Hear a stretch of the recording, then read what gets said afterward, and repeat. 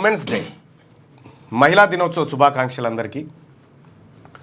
So ఇక్కడ మహిళల ప్రాతినిధ్యం అసెంబ్లీలో ఎట్లా ఉంది, ఎంతమంది మహిళలు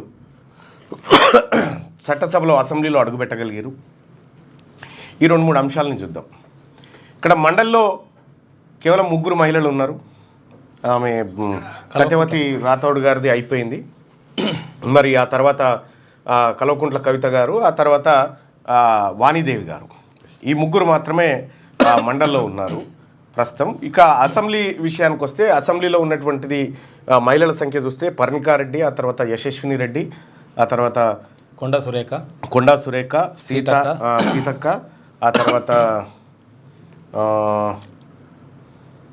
ఇక్కడ సబితా ఇంద్రారెడ్డి గారు, ఆ తర్వాత నర్సాపూర్ సునీత లక్ష్మారెడ్డి గారు, ఇట్లా కొద్దిమంది మాత్రమే ఉన్నారు. అందులో కూడా 1952 నుంచి ఈ రోజు వరకు అసెంబ్లీలో అడుగుపెట్టిన బీసీ మహిళలు ఎంతమంది అంటే 8 మంది, కేవలం 8. ఆ 8లలో 4 సార్లు కొండా సురేఖ గారు, మిగతా 4 వేరు. 5 అన్నట్టు మొత్తం 5. బీసీ మహిళలు పోయింది 5. అంటే ఈ మాట ఎందుకంటే రాబోతున్నటువంటిది బీసీ రిజర్వేషన్ల బిల్లు, అది మన మహిళా రిజర్వేషన్ బిల్లు ఇంప్లిమెంట్ చేయాల్సినటువంటి సందర్భంలో బీసీ మహిళలు కూడా ఎన్నికల్లో పోటీ చేయాలి, బీసీ మహిళలు ఎమ్మెల్యేలుగా పోటీ చేయడానికి తయారు కావాలి. సో అట్లయితేనే సమాన ప్రాతినిధ్యం దొరుకుతుంది, లేకపోతే మళ్ళీ వాళ్ళే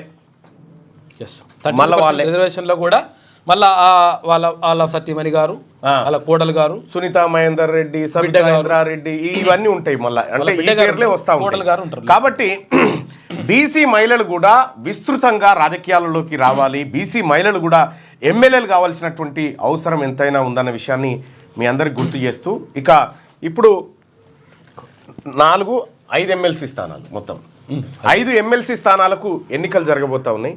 5 ఎమ్మెల్సీ స్థానాలకు ఎన్నికలు జరిగితే ఒక ఎమ్మెల్సీ స్థానానికి అటు బీఆర్ఎస్ పార్టీ వాళ్ళ ఖాతాలో పోతే మిగతాయి 4 కాంగ్రెస్ పార్టీ ఖాతాలకు వస్తాయని మాట్లాడుతారు. నిజంగా వాస్తవానికి 4 వచ్చే పరిస్థితి లేదు, ఎందుకంటే ఫిరాయించినటువంటి ఎమ్మెల్యేలు మళ్ళీ బీఆర్ఎస్ వైపు పోయేటువంటి అవకాశం స్పష్టంగా కనిపిస్తూ ఉంది. ఇప్పటికే గూడెం మైపాల్ రెడ్డి నా పార్టీ దాని మీద పెట్టి పారేసిండు, దౌడల పార్టీ అని చెప్పి ఆయన దాని మీద పెట్టేసిండు. అటు ఏది గద్వాల ఎమ్మెల్యే ఆయన నేను కాంగ్రెస్ ఉన్నాయి అని నా ఫ్లెక్సీల మీద నా బొమ్మ ఇస్తున్నారు అని చెప్పి ఆయన పోయి కేసు పెట్టిండు. ఆ 2 పోయారు. ఇక సుప్రీంకోర్టులో ఆ వ్యవహారం నడుస్తున్నటువంటి క్రమంలో మిగతా 8 మంది కూడా ఉంటారా, దానం నాగేందర్ హైదరాబాద్ గీడ్రాబాలేదు నేను ప్రజలు దిక్కి అని చెప్పి ఆయన చెప్పేసిండు. సో ఇట్లా ఒకవేళ రేపు విప్పు జారీ చేస్తే, బీఆర్ఎస్ పార్టీ విప్పు జారీ చేస్తే, విప్పును ధిక్కరించేటువంటి పరిస్థితి కనుక ఉంటే అప్పుడు ఇంకో కథ ఉంటుంది. కాబట్టి కాంగ్రెస్ పార్టీ 3కు పరిమితం అవుతుందా, 4కు పరిమితం అవుతుందా చూడాలి. అంటే అదనపు అభ్యర్థి నిలబెట్టింది అనుకో బీఆర్ఎస్ పార్టీ, అప్పుడు కొద్దిగా కష్టమయ్యే పరిస్థితి ఉంటుంది. సో మొత్తానికైతే 3 అనుకుందాం, లేకపోతే 4. సరే ఏదో ఫ్రాక్షన్కి అవకాశం ఉంది. అంటే ఫ్రాక్షన్కి విషయం ఏంటంటే ఒకవేళ 28 మంది అనుకో, 28 మంది ప్లస్ 10 మంది కదా, 38 మంది అనుకో, 40 మంది కావాలి, 40 మందికి ఎక్కువ కావాలి. అయితే విషయం ఏం చేస్తారంటే వీళ్ళు ఆ ఎంఐఎం ఉంది కదా, ఎంఐఎం ఆ 7-8 సీట్లు కూడా వీళ్ళు తెచ్చుకుంటారని చూస్తున్నారు. ఏమంటుందంటే మీకు ఎంఐఎంకి ఇంతకుముందు ఎమ్మెల్సీ ఉండే కదా, ఆ ఎమ్మెల్సీ పోతుంది కదా, మీ ఎమ్మెల్సీ మీకు ఇస్తాం, మీరు మద్దతు ఇయ్యి. తర్వాత ఇప్పుడు ఫిరాయింపులు ఎట్లా ఎట్టి పరిస్థితుల్లో మాకు ఓటు వేయాల్సిందే, ఓటు వేయకపోతే అది గట్టిగా చేస్తాం అని చెప్పేసి బీఆర్ఎస్ భావిస్తుంది.